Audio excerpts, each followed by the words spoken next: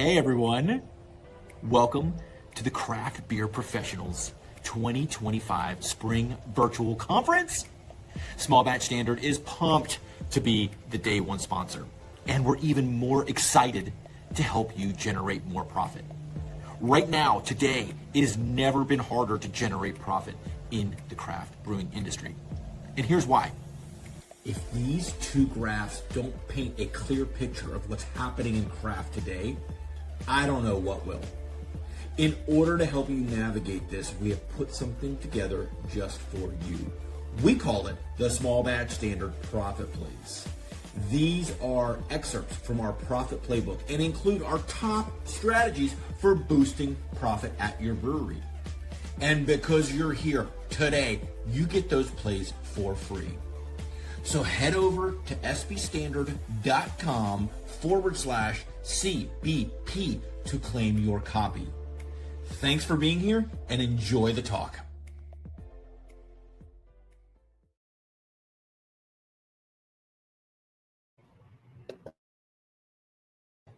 Good afternoon, everyone. I'm Tracy Cryder. I'm one of the owners and co-founders of Southern Tail Brewing in Little Rock, Arkansas. We are a newer brewery, and I'm going to share with you guys some interesting ideas around strategic marketing and how we tie that together with smart giving. We have been open for just about 6 months, so we are easily the new kids on the block. But I'll share with you one of the things that I'm sure you all experience is that the moment we opened, there was more people asking us for donations and support and lots of asks, many of which weren't necessarily translating to things that were helpful for the brewery. Many people didn't really even understand what we were about, have been here, or know anything about our cause. And so what I wanted to do is offer you some insights and ideas on ways that we've been able to navigate around this. We are obviously learning every single day. And so I encourage you guys, if you have recommendations or ideas in the chat, I'm also happy to answer questions, etc. So today's discussion is about generosity and growth, how to use strategic marketing and smart giving for breweries. If you have questions or just wanted to reach out, you can reach out to info@southerntailbrewing.com. I'm always happy to, but I thought I'd give you a little bit of an overview of who we are. And what we're about. And so we are a mission-driven brewery. It means that in our work, a portion of our proceeds go to support pet owners and pet rescues. We also have a 501c3, Craft with a Cause.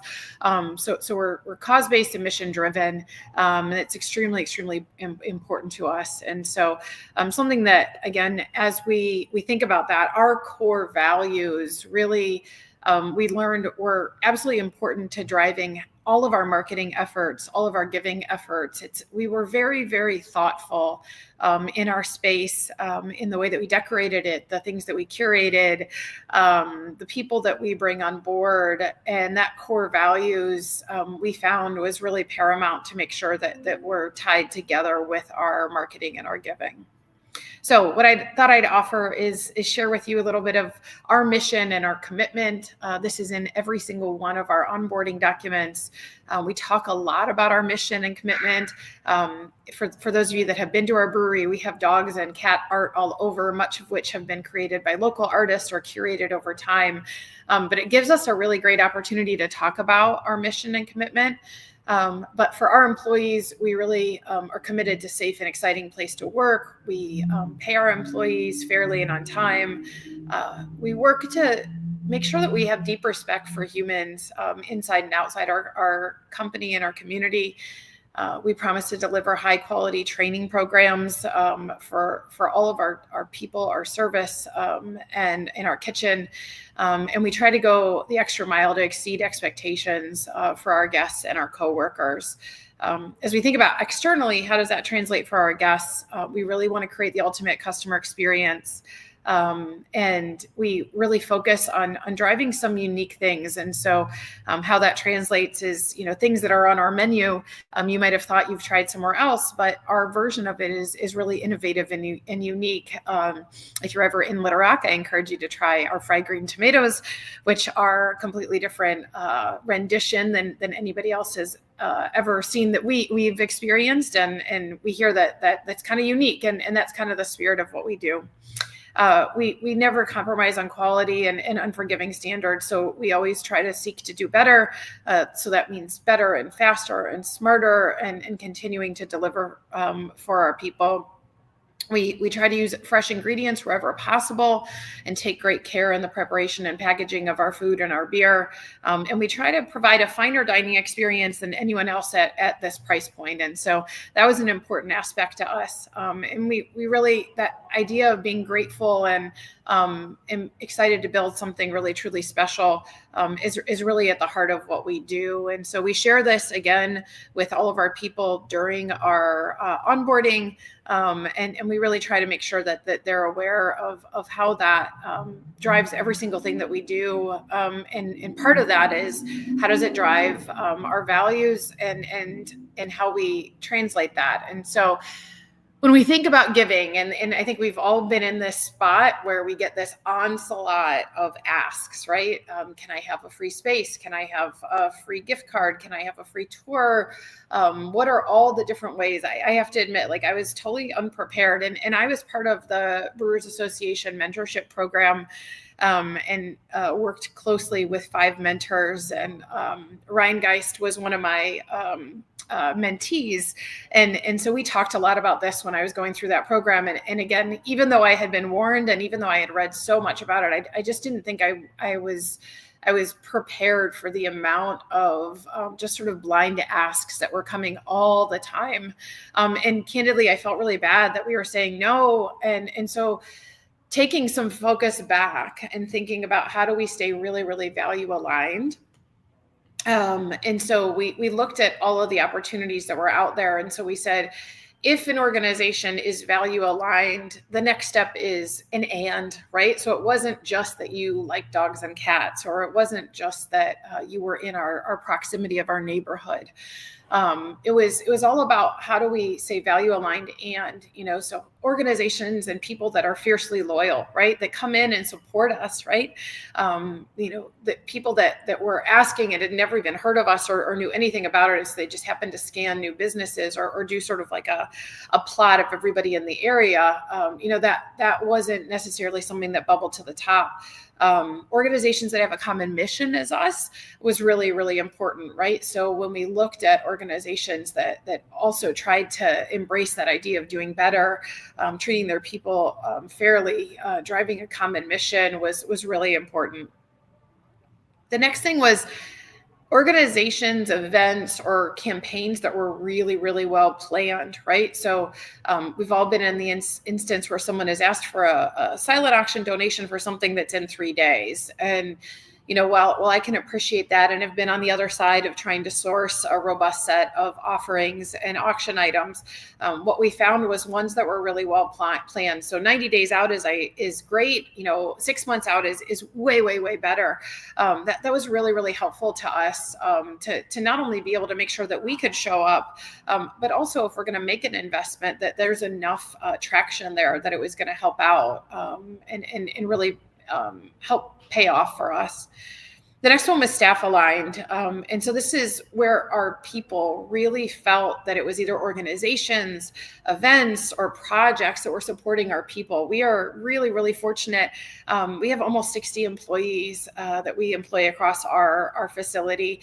And so we found that not only was it more helpful when we had our staff really impassioned about the opportunities that were out there, but they were willing to work the events, right? Some of these are parades or volunteer events or promotions, but when they really had some skin in the game, it really, really made a huge, huge difference for them. And that idea that, timing is everything. So I talked about being well planned, meaning is there enough lead time for the event, right? But the other was, sometimes it's just the timing of something coming up. There's already so many other things that were going on, right? So a great example, most breweries, in the months of September and October, we're really, really focused on Oktoberfest. We're in the South, and football is a really, really big thing down here for us. So trying to even find anything that's not tied up within an Oktoberfest event or college football is nearly impossible. And so it made it, a really difficult to make sure that we could show up, whether it's from a budget perspective, people perspective, or just make sure that it wasn't lost in the, the commotion of everything else. I like to tell this story that in my past life, I've had a couple other careers. And what we know is that the data says that, doing a lot of really, really small things isn't at times so memorable, right? And so making some strategic bets where you're really memorable is super important. I spent a good amount of time in real estate, and you would think one of the most important transactions of your life, you remember your realtor, right? This person that helped you go find a house, negotiated the contract, all these other things. Like you spent countless hours depending on them for most people, the most expensive purchase they'll make in their whole entire life. But Keller Williams did some really neat, interesting research around this and found that 8 weeks after someone closed their transaction, if you were to target them with a direct mail campaign, and I think most of you are like, Tracy, why would I even do a direct mail campaign? It doesn't even matter. So they did these direct mail campaigns, and for 8 weeks straight, they sent somebody postcards talking about a realtor that was not even a real person. It was a fictional person.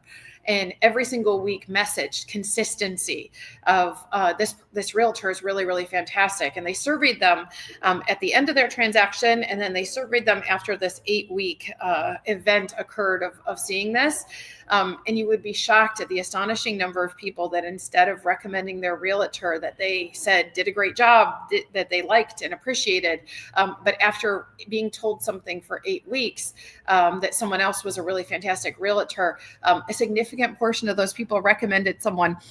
What's even funnier is that wasn't even a real human. They'd never met them. It was merely an experimental item. So I share that as a way to make sure that you understand when we talk about the lead time and being well planned, that consistency of having a repeated message, that we're seeing our brand associated with something on a regular basis, and that the messaging is one that people see, even though we know that direct mail isn't the most effective way, but when it's used properly, it can be really, really effective. And so that idea that we really want all of your sponsorships to be noticed, we want your contributions to be noticed, and for Southern Tail, that we wanted our brand to be associated to things that were repeating those messages over and over and over again, so that we were top of mind, and that something else didn't get diminished, right?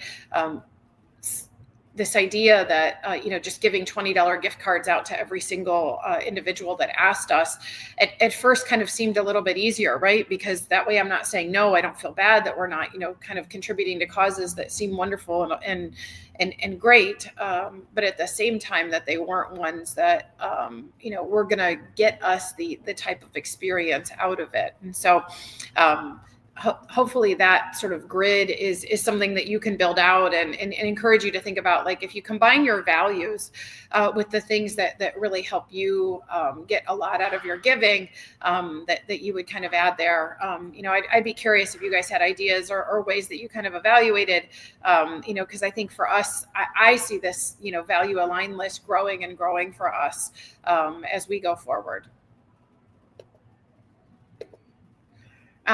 So when we think about evaluating, I talked about the value driven, I talked about some, criteria around it, some other ideas that we think about sort of filtering, and really trying to understand the opportunity that's out there.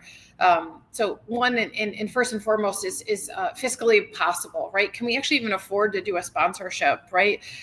Many organizations sit down and I encourage you to put out a marketing budget for the year, and think about how you can, work through that. And the budget, I find, isn't something that it makes sense to just do all at once. And and say, we have, let's say, a certain amount of money, because it's quite easily to be, sort of lost at the very beginning of the year, or halfway through, you have to start saying no because you've kind of spent everything. So thinking about a broader budget across your planning cycle, thinking about spreading that out, and then saving some room to make sure that there's things that might pop up at the last moment that are really, really interesting for you. The other part is that for us as a mission-driven organization, it's hard to put a number around this, but something that we find is just something heartwarming, something that means a lot to our staff, our people, or our mission, right? We find that those experiences that sort of can tug on our heartstrings are the ones that are the most memorable. I'll talk a little bit later about the storytelling around it, but we find that, when our servers, and we have a really, really huge facility. So we have a 12,000 square foot facility. Almost 8,000 square feet of that is restaurant. And then we have a humongous lawn. So in Little Rock, we take up over, a half of a city block, right? And so our conversations and our serving staff are talking to lots and lots and lots of people every single day. They're talking to lots of vendors who that we collaborate with and work together with. But that idea that there's something that's heartwarming, we find is really hard to quantify, but something that comes across loud and clear. I talked about being staff and community aligned, but being close to our community, particularly for us, we spent over 14 months building our facility.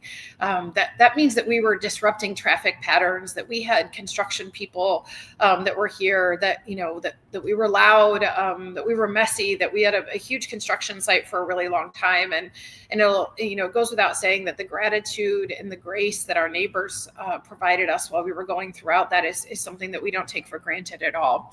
And so we really try to be thoughtful about organizations that are really, really as close to us and in our geographic area.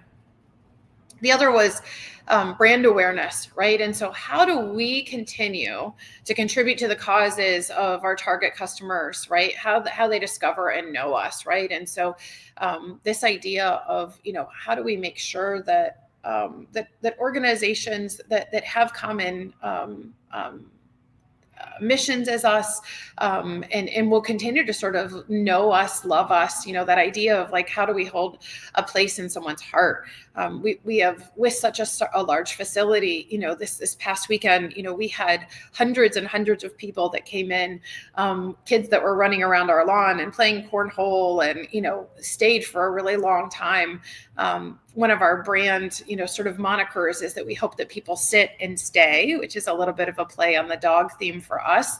But how do we make sure that, when people are here, that they have the opportunity to spend a good amount of time? All right. So I talked a lot about, the challenges of organizations because as a brewery owner, and I think some of your sponsors have shared, I think everybody thinks that owning a restaurant or a brewery is so profitable, and that we have these enormous mountains of ability to give things away, whether that's time, money, or people. But we did is put together, in addition to our criteria, a little bit of like ways to try to figure out a way to get to yes. And, I like to share this with individuals that are asking us to co-market with them, because sometimes I think the burden of trying to find a way to yes can be a shared responsibilities. And so always trying to find really creative ways to market while also solving that very time honored problem of being affordable. And so some of the things that we do is trade out on events, right? And so what that might look like is I might want to do marketing or take out a page ad in a local magazine, right? And that might be honestly several thousands of dollars. But we're able to work out a trade out agreement where the group that runs the magazine can do their Christmas party here or do a happy hour, right? So how do we trade out that event? The other one is trade out on sponsorships, right? And so one of our vendors does an event here, and they brought in all of their dealers, car dealerships, and one of the car dealership people took a tour with us, and they were just super impressed, and they said, how can we work together more closely? I'm actually buying a delivery vehicle from them in short order, but a great example of that is that they do events here, and we sponsor one of their race cars, and it's I grew up in a house where car racing is kind of an exciting and fun thing, so it pulled on my heartstrings, and while it might not be intuitive, it's something that we felt like really kind of fit in with us, and those guys have been really, really loyal to us. The other, but more complex, is a three-way trade. Many of the organizations that we found were asking for benefits or sponsorships have what we call a give or get. And I don't know if other geographies have this, but to be on the board of a nonprofit organization, many organizations ask a give or get. So I might be on the board of a organization, and my give or get is I need to either give $1,000 or I need to go find $1,000, right? And so what we found is that in that three-way trade, if individuals, they might have access to something that's valuable to us, they might need a sponsorship from us, and we can kind of orchestrate, something along those lines, right? And so those three-way trades are more complex. But again, we found that kind of thinking about, maybe there's not a natural one-to-one matchup, but there might be something that someone can do. And so those three-way trades might be a trade out of services, right? So we have cleaning services, repair services, maintenance services, all of the things. I'd encourage you to work with whoever is paying the bills in your organization and say, how do we think about all of the folks that are, providing us services, and how do we think about, do we smart source on some of that and try to be a little bit creative that way? Again, lots and lots of opportunities there. The other one is trade out on talent.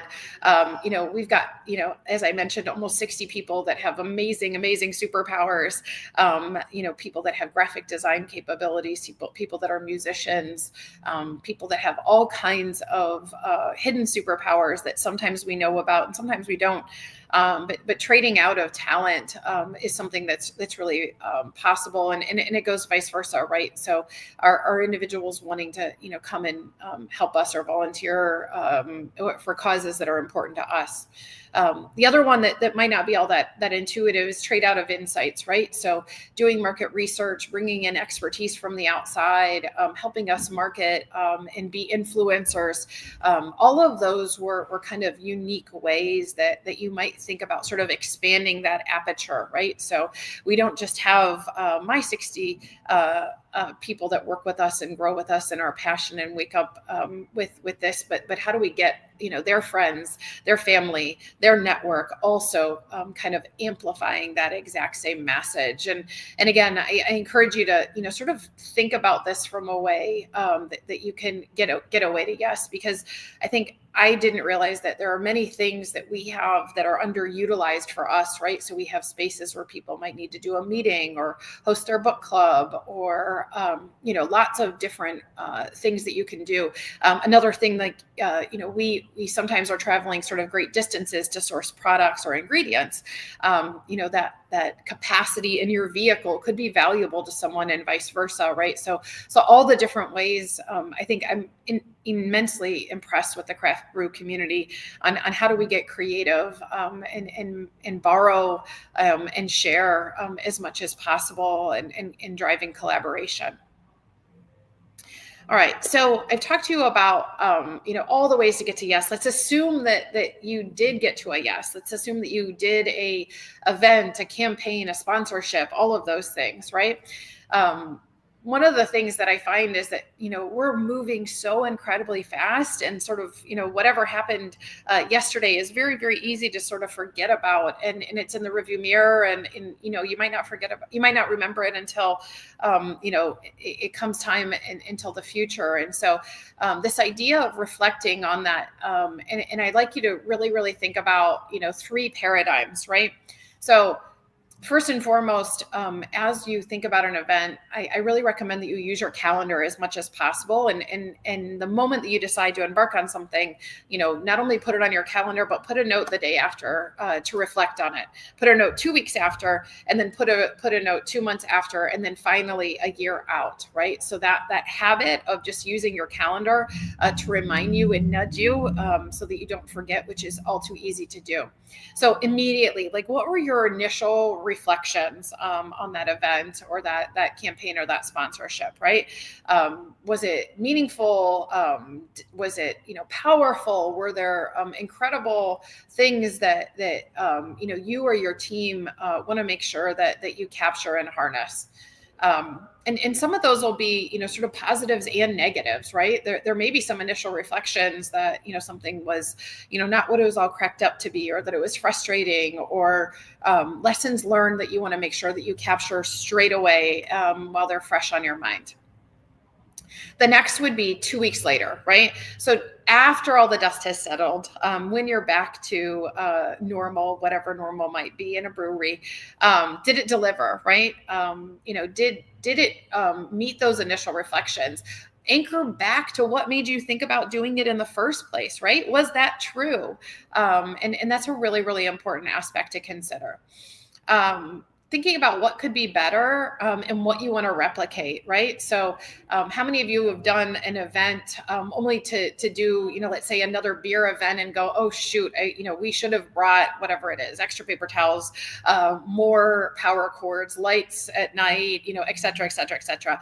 Use this as an opportunity to capture it and change going forward so that you can be more efficient and everything that you have control over can be better. And then 2 months later, I want you to just take a moment and think about, did anybody remember that it happened? Did you get anything out of it? Did you get any reflections? How did that feel? And did it deliver, right? I think really, really important. If you think 2 months later, did you keep the conversation going, right? So reflecting both internally and externally, right? You have a huge opportunity, particularly when we're all trying to find creative content.